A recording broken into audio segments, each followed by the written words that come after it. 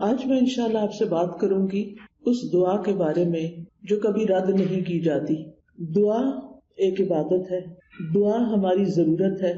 دعا اللہ تعالیٰ سے اپنی دنیا کی زندگی اور آخرت کی زندگی کی ضروریات کے بارے میں التجا کرنا ہے، اس سے مانگنا ہے، اس سے سوال کرنا ہے، اس کے آگے گڑ گڑانا ہے، اس کے آگے اپنی عاجزی کا اظہار کرنا ہے اور اپنے مسائل کا حل تلاش کرنا ہے. ہم سب جانتے ہیں کہ اس دنیا میں ہم آزمانے کے لیے بھیجے گئے ہیں.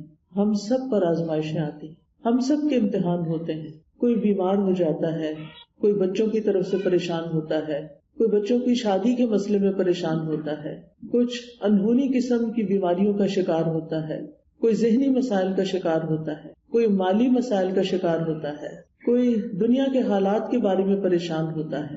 اور یہ ہم سب ایکسپیرئنس کر رہے ہیں. اور بعض اوقات تو مسائل کا ایک تانتا ہوتا ہے، ایک مسئلہ ختم نہیں ہوتا کہ ایک اور مسئلہ شروع ہو جاتا ہے، اور انسان اس دنیا میں ان پریشانیوں کی وجہ سے گھبرا اٹھتا ہے. امام ابن القیم کہتے ہیں کہ دعا آزمائشوں کی دشمن ہے، یعنی ادھر آزمائش آئی تو اس کا مقابلہ دعا سے کیجیے. وہ کہتے ہیں کہ دعا مفید ترین علاجوں میں سے ایک علاج ہے. یہ آزمائشوں کی دشمن ہے، یہ مصیبتوں کو دور دھکیلتی ہے، ان کے ساتھ گتھم گتھا ہوتی ہے، ان کے واقع ہونے کو روکتی ہے اور مصیبتوں کو ختم کرتی ہے، یا مصیبت واقع ہو جائے تو اس کو کم کرتی ہے. دعا مومن کا ہتھیار ہے، مفید ترین دوا ہے. لہذا آج ہم بات کریں گے کہ ہم کس طرح دعا کریں کہ ہماری دعا قبول ہو اور ہم ان مسائل سے جو زندگی میں نبرد آزما ہیں، نبٹ رہے ہیں، ان کو ختم کرنے میں ہماری مدد کرے. تو بات یہ ہے کہ ہم سب جانتے ہیں کہ ہمیں اللہ تعالیٰ نے ہی پیدا کیا ہے اور اسی کی طرف ہمیں پلٹ کر جانا ہے، اور اسی کے ہاتھ میں ہر مشکل کا حل ہے. وہ ہر چیز پر قادر ہے، وہ سب سے بڑا ہے. اس کو دینے کے لیے، اسے کوئی مشکل حل کرنے کے لیے کسی سے پوچھنا نہیں پڑتا، کسی کی مدد لینی نہیں پڑتی. لہذا جب سب کچھ اسی کے اختیار میں ہے، لہو ملک السماوات والارض، آسمانوں اور زمین کی ملکیت، کنٹرول سارے کا سارا اسی کے ہاتھ میں ہے. لہذا جب کوئی مشکل آئے تو ہمیں اسی کی طرف رجوع کرنا چاہیے. علماء نے عبادت کی جو قسم دعا سے متعلق بتائی ہے وہ دو طرح کی دعا ہوتی ہے، ایک دعا العبادہ اور ایک دعا المسئلہ. یعنی ہماری جتنی بھی عبادتیں ہیں، نماز، روزہ، حج، زکوٰۃ، جتنے بھی اعمال ہیں، ان سب کو بھی دعا کہا جاتا ہے، کیونکہ یہ بھی دراصل ہم اللہ سبحانہ تعالیٰ کے حضور جب حاضر ہوتے ہیں، مثلا نماز میں، تو آپ دیکھیے کہ ہم سینے پہ ہاتھ باندھ کے بھی دعا کرتے ہیں. ہم سمع اللہ لمن حمدہ کے بعد ربنا ولک الحمد حمدا کثیرا طیبا مبارکا فیہ اللہم لا مانع لما اعطیت ولا معطی لما منعت. حمد کے بعد آخر میں پھر دعا کرتے ہیں. رکوع میں بھی دعائیں ہوتی ہیں، سجدے میں بھی دعائیں. حدیث میں آتا ہے کہ سجدے میں انسان سب سے زیادہ اللہ تعالیٰ کے قریب ہوتا ہے، تو وہاں بھی ہم دعا کرتے ہیں. پھر التحیات بھی دعاؤں کے ساتھ، درود شریف بھی دعا ہے، بلکہ ساری دعاؤں کا خلاصہ ہے. اور اسی طرح قبولیت کا بہترین وقت درود شریف کے بعد نماز کے اندر دعا کرنا ہے، جہاں ہم رب اجعلنی اور دیگر دعائیں پڑھتے ہیں. پھر اسی طرح روزے کی حالت میں دعا قبول ہوتی ہے، افطار کے وقت دعا قبول ہوتی ہے. پھر ہم حج پہ جاتے ہیں تو ہر مقام پہ دعائیں قبول ہوتی ہیں. تو گویا ہماری عبادات بھی دراصل دعاؤں کا ہی مجموعہ ہے، اور وہ بھی دعاؤں کی قبولیت کا ذریعہ ہے. یعنی جب ہمیں کچھ چاہیے ہوتا ہے تو ہم اللہ تعالیٰ کی طرف رجوع کرتے ہیں. نبی صلی اللہ علیہ وسلم کا طریقہ کیا تھا کہ جب انہیں کوئی مشکل پیش آتی تو وہ کیا کرتے؟ نماز کے لیے کھڑے ہو جاتے اور نماز میں پھر دعا کرتے، اللہ تعالیٰ سے مدد مانگتے. قرآن مجید میں آتا ہے وَاسْتَعِینُوا بِالصَّبْرِ وَالصَّلَاةِ، مدد طلب کرو، مدد مانگو صبر اور نماز کے ساتھ. لہٰذا یہ دعا العبادت ہے، اس کا فائدہ انسان کو دنیا میں بھی ہوتا ہے اور آخرت میں بھی ہوتا ہے. دوسری دعا وہ ہوتی ہے جس میں ہم اللہ سبحانہ تعالیٰ سے سوال کرتے ہیں، کچھ مانگتے ہیں، اس کے آگے گڑ گڑاتے ہیں. تو اس کو دعا الطلب کہتے ہیں، دعا المسئلہ کہتے ہیں، جس میں ہم اللہ تعالیٰ سے التجا کرتے ہیں کہ وہ ہماری دعا قبول کر لے. اس کے بارے میں اللہ تعالیٰ فرماتے ہیں وَقَالَ رَبُّكُمُ ادْعُونِي أَسْتَجِبْ لَكُمْ. تمہارے رب نے کہا کہ مجھ کو پکارو، مجھ سے مانگو، میں تمہاری دعا قبول کروں گا۔ ایک اور جگہ پر آتا ہے سورۃ البقرہ میں، وَإِذَا سَأَلَكَ عِبَادِي عَنِّي فَإِنِّي قَرِيبٌ أُجِيبُ دَعْوَةَ الدَّاعِ إِذَا دَعَانِ فَلْيَسْتَجِيبُوا لِي وَلْيُؤْمِنُوا بِي لَعَلَّهُمْ يَرْشُدُونَ۔ اور تمہارے رب نے فرمایا کہ مجھ سے دعا کرو، میں تمہاری دعا قبول کروں گا، اور جب میرے بندے آپ سے میرے بارے میں سوال کریں تو بے شک میں قریب ہی ہوں، میں پکارنے والے کی پکار کا جواب دیتا ہوں جب بھی وہ مجھے پکارتا ہے۔ تو گویا اللہ سبحانہ تعالی بندے کے بہت قریب ہے۔ فإنی قریب، ایک اور جگہ پر آتا ہے ان ربی قریب مجیب، کہ بے شک میرا رب قریب بھی ہے اور دعا قبول کرنے والا بھی ہے۔ لیکن دعا کی قبولیت کے لیے کیا کرنا چاہیے؟ فَلْيَسْتَجِيبُوا لِي وَلْيُؤْمِنُوا بِي لَعَلَّهُمْ يَرْشُدُونَ۔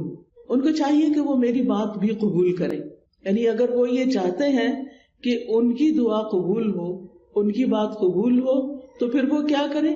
وہ میری بات قبول کریں، میرے احکامات کو بھی قبول کریں۔ تو گویا اللہ تعالیٰ کی اطاعت بہت بڑا ذریعہ ہے دعاؤں کی قبولیت کا۔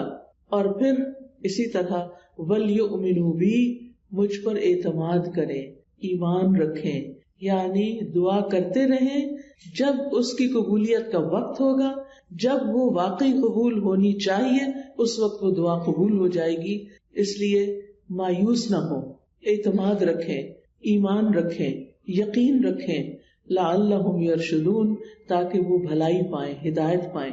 کیونکہ رشد جو ہوتی ہے، رشد اس میں ہدایت بھی ہوتی ہے اور بھلائی کے معنوں میں ہوتی ہے۔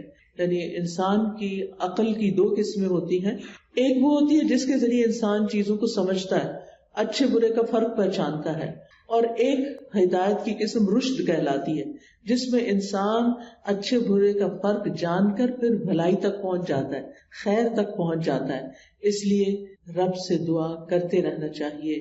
اسی لیے ابراہیم علیہ السلام نے جب دعائیں کی تھی تو آخر میں فرمایا تھا ان ربی لسمیع الدعاء، بے شک میرا رب تو ضرور دعاؤں کا سننے والا ہے، یعنی وہ تو لازماً دعائیں سنتا ہے۔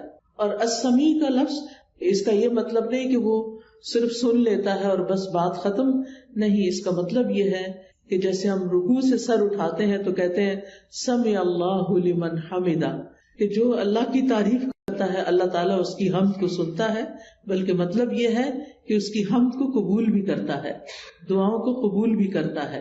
اسی طرح حدیث میں آتا ہے اللہم انی اعوذ بک من دعاء لا یسمع، اے اللہ مجھے اس دعا سے بچا لے جو سنی نہ جائے۔ تو یہاں سننا قبول کرنے کے معنوں میں، کہ ایسی دعا نہ ہو کہ جو تیرے ہاں قبولیت نہ پائے، لیکن دعا مانگنے کا طریقہ بھی درست ہونا چاہیے تاکہ دعا قبول ہو جائے۔ اس کے بارے میں اللہ تعالیٰ کا فرمان ہے سورۃ الاعراف میں، اللہ تعالیٰ فرماتے ہیں ادعوا ربکم تضرعا وخفیا انہ لا يحب المعتدین، تم اپنے رب کو عاجزی سے اور چپکے چپکے پکارو، یعنی دعا مانگتے ہوئے انسان کے اندر عاجزی ہونی چاہیے، خشوع ہونا چاہیے، انسان کو ہمبل ہونا چاہیے، اپنے آپ کو رب کے سامنے محتاج ظاہر کرنا چاہیے۔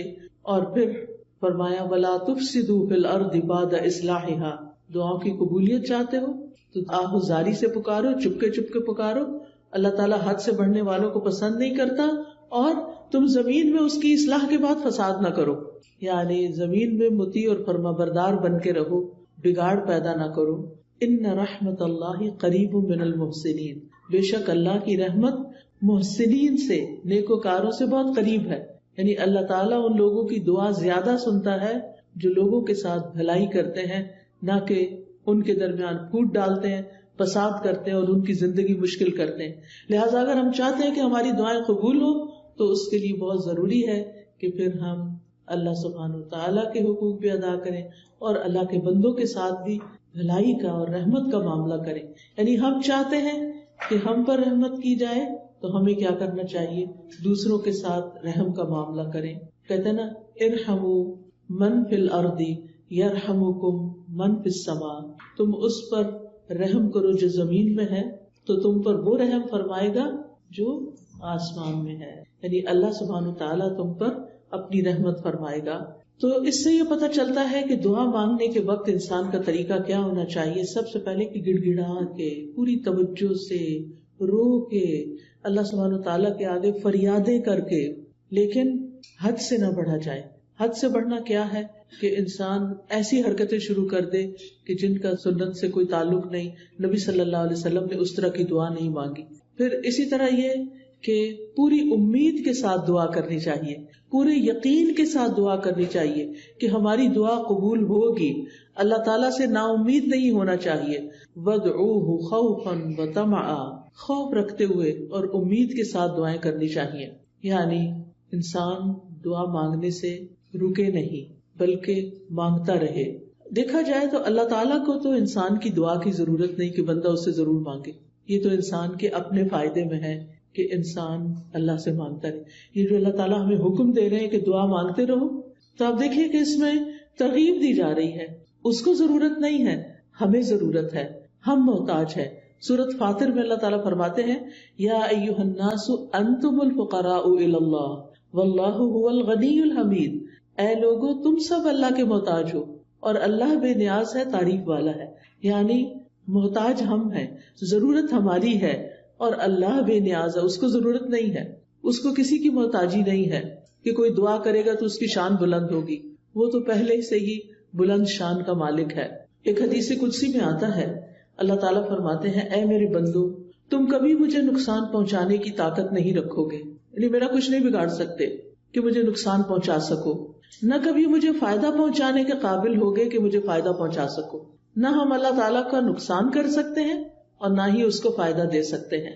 اسی لیے ایک اور حدیث میں آتا ہے اے میرے بندو اگر تمہارے پہلے والے اور تمہارے بعد والے اور تمہارے انسان اور تمہارے جن سب مل کر تم میں سے ایک انتہائی متقی انسان کے دل کی طرح ہو جائیں تو اس سے میری بادشاہت میں کوئی اضافہ نہیں ہوگا. یعنی اگر ہم سب کے سب بہت نیک بھی بن جائیں تو اللہ تعالیٰ کو تب بھی کوئی فائدہ نہیں. ہم اپنا سارا مال بھی خرچ کر دیں تو اللہ تعالیٰ کا کچھ بھی فائدہ نہیں، اس کا ریٹرن خود ہم ہی کو ملنے والا ہے. تو بات یہ ہے کہ دعا انسان ہی کو فائدہ دیتی ہے، لہذا دعا مانگتے رہنا چاہیے کیونکہ دعا ایک عبادت ہے. ہم اپنی زندگی میں جتنی بھی دعائیں کریں گے اتنی زیادہ اللہ تعالیٰ کی محبت پائیں گے، کیونکہ نبی صلی اللہ علیہ وسلم نے فرمایا لیس شیء اکرم علی اللہ من الدعاء، اللہ کے ہاں دعا سے بڑھ کر کوئی چیز عزت والی نہیں.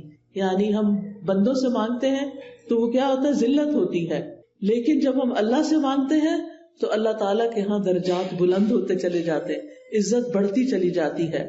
دعا کرنے والے سے اللہ تعالیٰ محبت کرتا ہے اور جو دعا نہیں کرتا اس سے کیا ہوتا ہے پتہ نا آپ کو، اللہ تعالیٰ اس سے ناراض ہوتا ہے.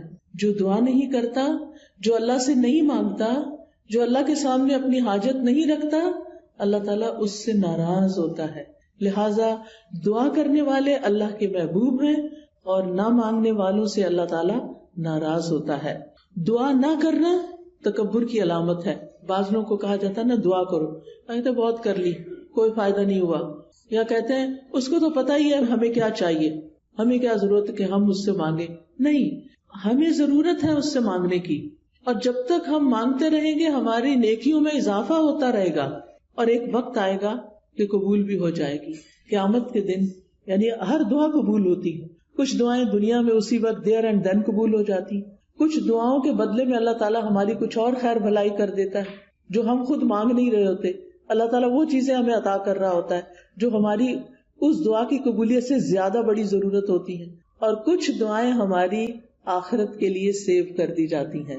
جب ہمارے عمل میں کچھ بہت اچھا نہیں ہوتا، ہمارے پاس بہت ساری نیکیاں نہیں ہوتی، لیکن ہم کسی مسئلے میں پریشان ہوتے ہیں اور دعائیں کرتے رہتے ہیں تو یہ ہماری نیکیوں میں اضافے کا ذریعہ بن جاتی ہیں.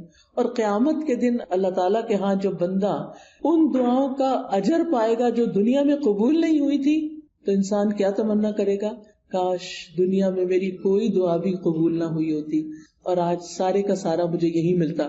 ہم سب جانتے ہیں کہ دنیا کی زندگی جو ہے وہ ہماری بہت ہی محدود سی ہے. یہاں اگر ہمیں سب کچھ بھی مل جائے تو بھی ہم دیکھتے ہیں کہ یا وہ چیز ختم ہو جاتی ہے یا ہم چلے جاتے ہیں دنیا سے. یعنی کچھ بھی تو یہاں باقی رہنے والا نہیں. ہمارے پاس قارون کے خزانے بھی ہوں تو وہ بھی ختم ہو جائیں گے، تو بھی ہمیں دنیا سے چلے جانا ہے. کل من علیہا فان ویبقى وجہ ربک ذو الجلال والاکرام. اس لیے کبھی بھی مایوس نہ ہو، مانگتے چلے جائیں، مانگتے چلے جائیں، دعا مانگنے سے کبھی بھی تھکے نہیں. لیکن دعا مانگنے کے کچھ آداب ہیں، کچھ شرائط ہیں، وہ ہمیں ضرور سیکھ لینی چاہیے، اور اگر ہم نے سیکھی ہوئی ہیں تو ضرور دوہرا لینی چاہیے. اور اس کا فائدہ کیا ہے کہ اس سے ہماری دعائیں قبول بھی ہوں گی اور ہمارے دل میں ایک اطمینان بھی پیدا ہوگا. تو ابن قیم نے چند سطروں میں دعا کا خوبصورت نچوڑ پیدا کیا ہے. وہ کہتے ہیں کہ وہ کون سی اہم چیزیں ہیں جو کسی انسان کو دعا کرتے ہوئے معلوم ہونی چاہیے، اور اس کے آخر میں انہوں نے یہ جملہ کہا ہے پورے یقین کے ساتھ کہ جو ان شرائط کو پورا کر کے دعا کرے گا وہ دعا کبھی رد نہیں ہوگی، یعنی اس کی دعا کبھی رد نہیں ہوگی. تو آج کا موضوع بھی یہی ہے کہ وہ کون سی دعا ہے جو رد نہیں ہوتی، یعنی وہ کس طریقے سے مانگی ہوئی دعا ہے جو ضرور قبول ہو جاتی ہے. اور یہ باتیں انہوں نے اپنی کتاب الجواب الکافی لمن سأل عن الدواء الشافی، اردو میں بھی کتاب آپ نے اس کا ترجمہ دیکھا ہوگا دوائے شافی کے نام سے. ہو سکتا ہے آپ میں سے کچھ لوگوں نے یہ کتاب پڑھی ہو. بہت ہی اچھی کتاب ہے، پڑھنے کے لائق ہے. میں سمجھتی ہوں جس نے زندگی میں یہ کتاب نہیں پڑھی اس کے علم میں بہت بڑی کمی ہے. اردو میں یہ کتاب، انگلش میں بھی کچھ مختصر سی شاید ٹرانسلیشن ہے، اصل کتاب عربی میں ہے. اگر آپ کو اردو نہیں بھی سمجھ آتی، نہیں پڑھ سکتے، تو کم از کم آپ اس کے آڈیو لیکچر سن سکتے ہیں. قرآن فار آل ایک ایپ ہے جس میں دوائے شافی کے سارے لیکچرز ریکارڈڈ موجود ہیں. اس میں سے ایک لیکچر اگر آپ کر کے سنیں گے تو کتاب ختم ہو جائے گی. آڈیو بک ہے وہ، اور چھوٹا چھوٹا میں نے ایکسپلین بھی کیا ہوا ہے اس میں. تو اس سے آپ کو زندگی گزارنے کے بہت سارے پر حکمت ایسے نکتے ملیں گے کہ جن کو اپنا کے آپ کی زندگی میں ایک اطمینان اور سکون پیدا ہو جائے گا. تو بہرحال اس کتاب کا ترجمہ النس اینڈ دا کیور کے نام سے بھی آپ دیکھیے گا ضرور. تو دعا کی قبولیت کے اسباب کون سے ہیں؟ اگر آپ کے پاس کاپی پین ہو تو اپنے پاس نوٹ کر لیجئے، اور اگر نہیں تو دل پہ لکھ لیجئے. سب سے پہلی چیز دل کا حاضر ہونا، یعنی دعا کی قبولیت کے لیے سب سے اہم ترین چیز کیا ہے کہ دل کی حضوری کے ساتھ دعا کی جائے. یعنی مقصد کو حاصل کرنے کے لیے مقصد کو پہلے اچھی طرح سمجھ لینا چاہیے کہ مانگنا کیا ہے. پھر مانگنے کے لیے الفاظ کیا ہونے چاہیے، کیونکہ آپ دیکھیے جتنے اچھے الفاظ سے آپ مانگتے ہیں نا، اور جتنے پیار سے مانگتے ہیں، جتنی عاجزی سے مانگتے ہیں، تو جو آپ مانگتے ہیں وہ آپ کو مل جاتا ہے.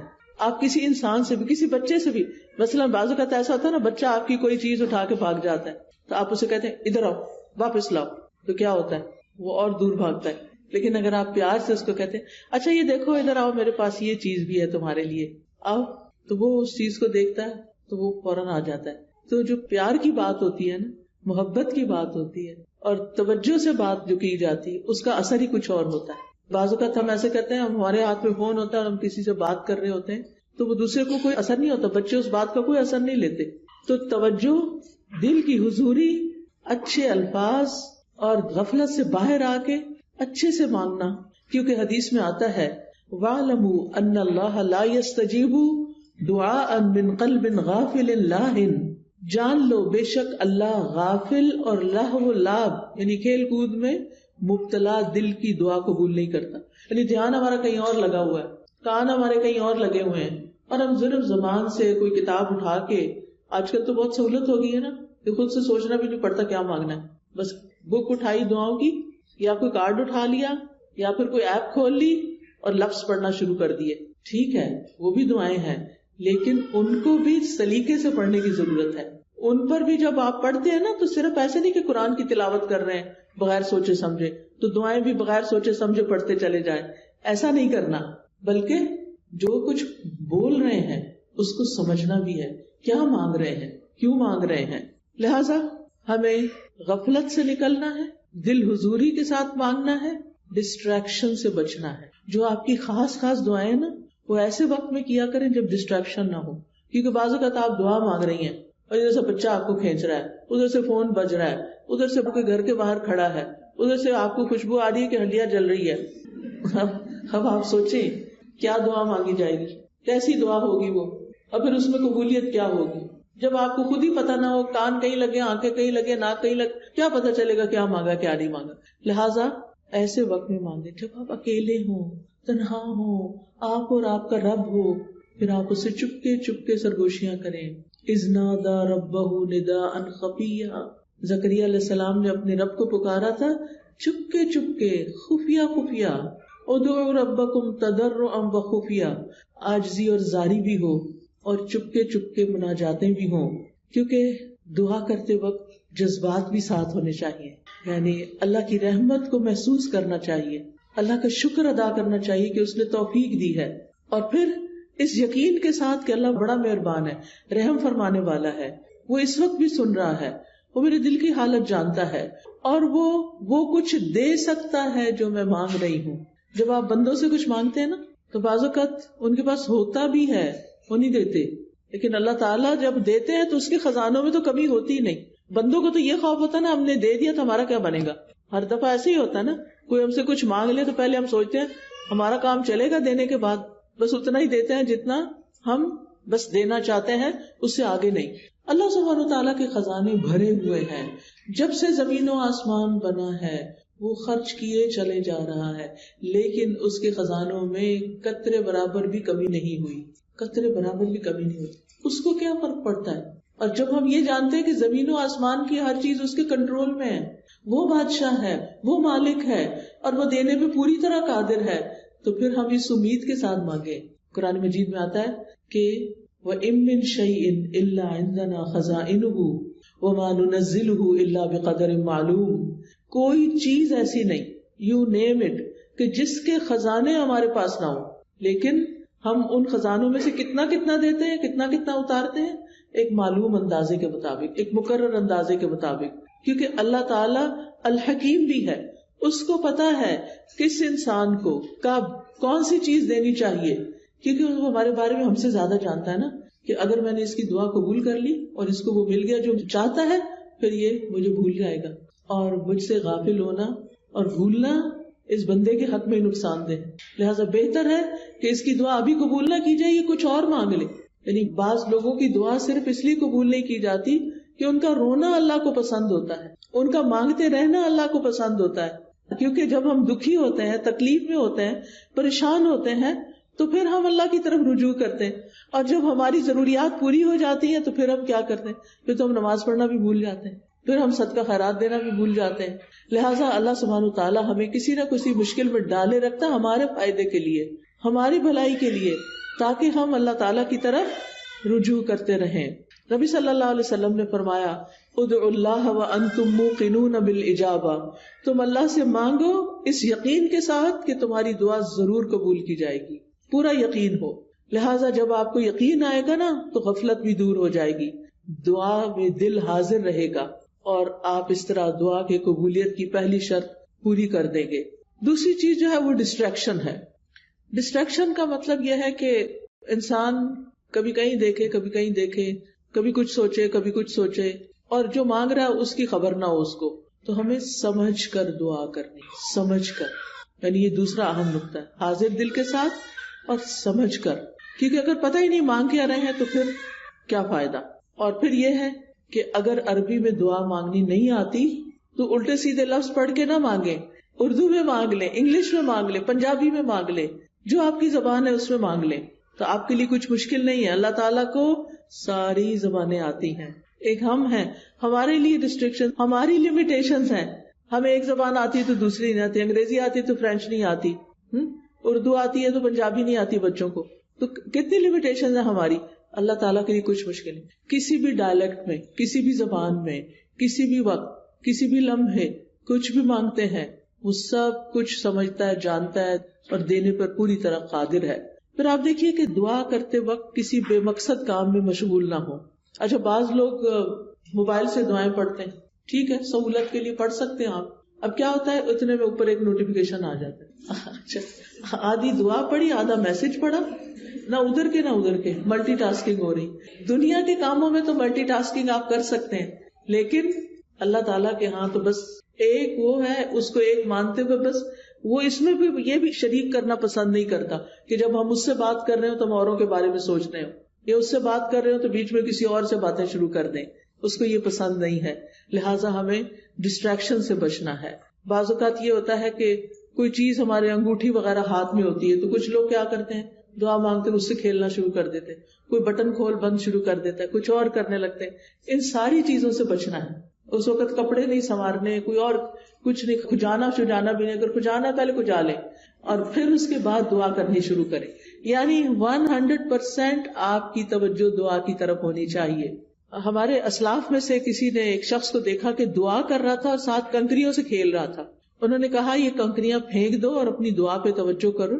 دعا کرتے ہوئے تمہارا دل اور اعضاء سارے پورا جسم اس طرف متوجہ ہونا چاہیے. تو یہ تھی پہلی شرط. ٹھیک ہے. دوسری شرط یا دوسرا نقطہ یا دوسرا ادب کیا ہے؟ قبولیت کے 6 اوقات میں سے کسی وقت میں دعا کرنا. اب قبولیت کے 6 اوقات کون سے ہیں میں ابھی آپ کو بتاتی ہوں. یہ 6 اوقات ایسے ہیں جن میں دعا قبول ہو جاتی ہے اور کبھی رد نہیں ہوتی. لہذا دل کو حاضر رکھنے کے ساتھ ساتھ دوسری چیز وقت کا انتخاب ہے کہ کس وقت آپ مانگیں, کون سا زیادہ سوٹیبل ٹائم ہے. تو ان میں سے سب سے پہلے رات کا آخری تہائی حصہ, 1/3 of last part of the night. اب وہ کیا ہے, جیسے آپ کے موبائل پہ وہ ٹائمنگز ہوتے ہیں نا صلاۃ کے, تو وہ آ جاتا ہے تہجد کا وقت آ جاتا ہے. آج کل شاید 1:30 ہے یا کچھ اس طرح. تو وہ لاسٹ پارٹ آف نائٹ ہوتا ہے, جو تیسرا حصہ آخری حصہ ہوتا ہے رات کا, فجر کی اذان سے پہلے. آپ سمجھے 1.5-2 گھنٹے پہلے. اب اس وقت میں آپ اللہ تعالیٰ سے دعا کریں گے, جو کہ تہجد کا وقت ہوتا ہے. سب سو رہے ہوتے ہیں, فون کالز کرنے والے بھی سو رہے ہیں, آنے جانے والے بھی سو رہے ہیں, گھر والے بھی سو رہے ہیں, بچے بھی سو رہے ہیں, سبھی سو رہے ہیں. اب آپ کا رب جاگ رہا ہے. لہٰذا جب آپ کی آنکھ کھلے تو آپ اپنے رب کو پکاریں, چاہے آپ بستر میں لیٹے ہوئے پکاریں. منع نہیں ہے لیٹ کے دعا کرنا, آپ لیٹ کے بھی دعا کر سکتے ہیں. اس وقت کوئی آپ کو دیکھ نہیں رہا ہوگا, آپ اللہ کے آگے رو سکتے ہیں, آپ اپنی التجائیں فریادیں کر سکتے ہیں. اگر کوئی ساتھ سویا ہوا ہے تو پھر زور سے نہیں بولیے, دل دل میں بولیے, کیونکہ اللہ تعالیٰ نے اجازت دی ہے کہ ادعوا ربکم تضرعا وخفیا, خفیہ خفیہ, چپکے چپکے, وسپرنگ میں, دل ہی دل میں اللہ کے ساتھ فریادیں کرنا شروع کر دیں. اور یہ دل کی حضوری کا بہترین وقت ہے. حدیث میں آتا ہے ہمارا رب تبارک و تعالی ہر رات آسمانی دنیا پہ نزول فرماتا ہے. جب رات کا آخری تہائی حصہ باقی رہ جاتا ہے اور وہ آواز دیتا ہے کوئی جو مجھ سے دعا کرے تو میں اسے قبول کر لوں. اللہ تعالیٰ خود پکار رہے ہیں, مانگو مجھ سے. ہے کوئی جو مجھ سے مانگے تو میں اسے عطا کر دوں. ہے کوئی جو مجھ سے بخشش طلب کرے تو میں اس کو معاف کر دوں. اور یہ ہر رات ہوتا ہے, ایوری نائٹ. لہٰذا اس وقت سے فائدہ اٹھانا چاہیے. اگر ہم اپنے گناہوں سے پریشان ہیں, اپنی بری عادتوں سے پریشان ہیں, اپنے کچھ مینٹل ہیلتھ کے بارے میں پریشان ہیں, کسی خاص مسئلے کے بارے میں پریشان ہیں, تو اس آخری حصے میں رات کے اٹھیں اور اللہ تعالیٰ سے دعا کریں. اللہ تعالیٰ اپنی شان کے مطابق آپ کو نوازے گا, اور یہ دعاؤں کی قبولیت کا سنہری موقع ہوتا ہے. دوسرے مواقع کون سے ہیں؟ ابن القیم لکھتے ہیں عند الاذان, حدیث میں بھی آتا ہے اذان. اب آپ کہیں گے ہمارے گھر میں تو اذان ریکارڈیڈ ہے. بالکل ریکارڈیڈ اذان بھی اذان ہے, وہ کچھ اور تو نہیں ہے نا. بعض لوگ کہتے ہیں اچھا اس کا جواب دیں. بھائی کیوں نہ دے, وہ کیا کہہ رہا ہے, وہ وہی تو کہہ رہا ہے جو اذان کے الفاظ ہیں. اب آپ مسجد میں بھی ہوتے ہیں تو کیا آپ کو مؤذن کی اصل آواز آ رہی ہوتی نہیں نا. کس میں سے آ رہی ہوتی؟